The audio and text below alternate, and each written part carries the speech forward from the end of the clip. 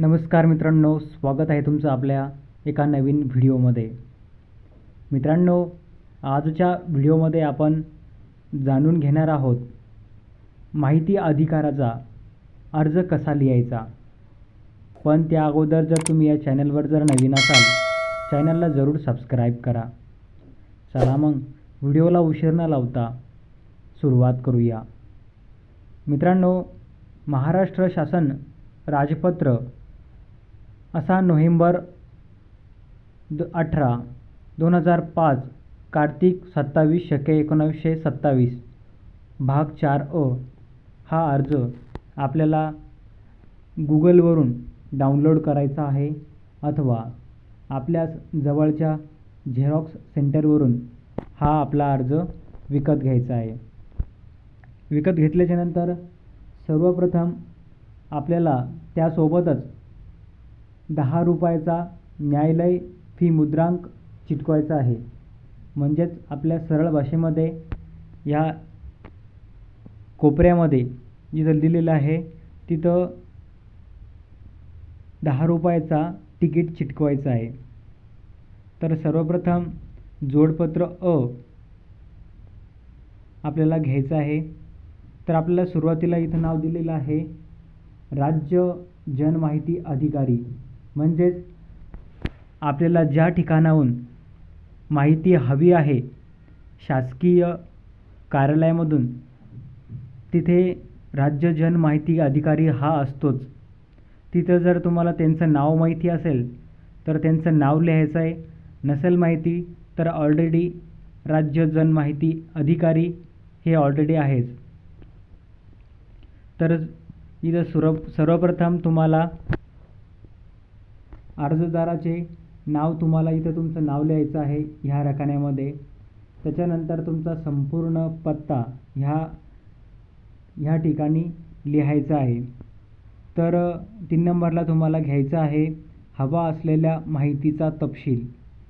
जर तुम्हाला जी माहिती तुम्हाला त्या कार्यालयातून पाहिजे आहे, माहिती लागत असेल, तर ह्या ठिकाणी तुम्हाला ती माहिती संपूर्ण चांगल्या हस्ताक्षरामध्ये लिहायची आहे.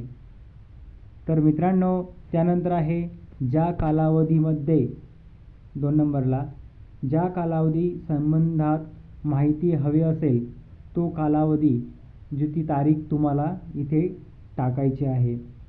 आणि 3 नंबरला आहे हव्या असलेल्या माहितीचे वर्णन तुम्हाला इथं करायचं आहे. जे काही माहितीसाठी, ज्या कारणासाठी तुम्हाला ती माहिती हवी आहे ते कारण तुम्हाला इथे टाकायचं आहे ह्या खालच्या रकान्यामध्ये.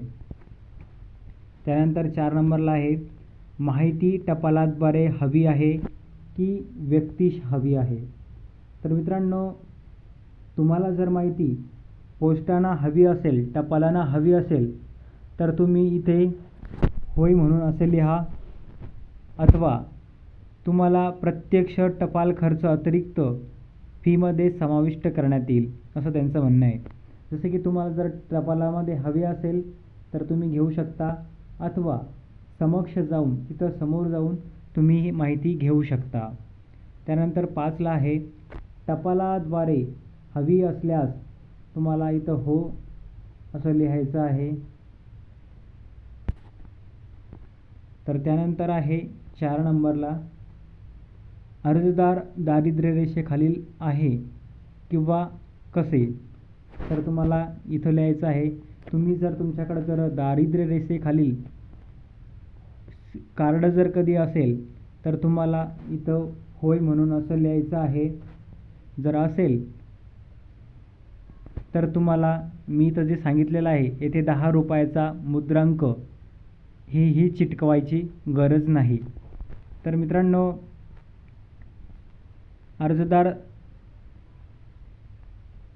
इथे तुम्हाला उजव्या साईडला सही करायची आहे तुमच्या अर्जदाराची.